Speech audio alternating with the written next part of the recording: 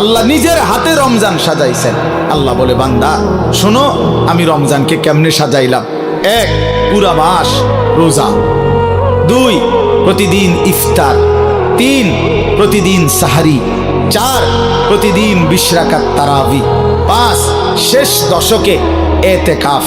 6, শেষ দশকের বেজর রাত্রিতে শবে কদর।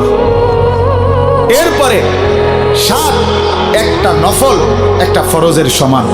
8, একটা ফরজ 70টা ফরজের সমান। 9, প্রথম দশক রহমত। 10, মাঝখানের দশক মাগফিরাত। 11, শেষ দশক জাহান্নাম থেকে মুক্তি।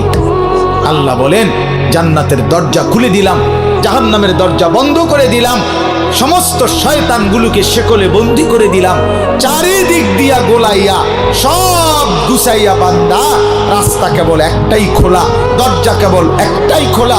পুরা রমজান রাতে আসো, দিনে আসো, দুপুরে আসো, শুধু আমার গোলামি করবা, গুনাহ ছেড়ে দিবা, আর একটা দরজা দিয়েই সবাই ঢুকবা। শুধুই জান্নাত, শুধুই জান্নাত, শুধুই জান্নাত, শুধুই জান্নাত।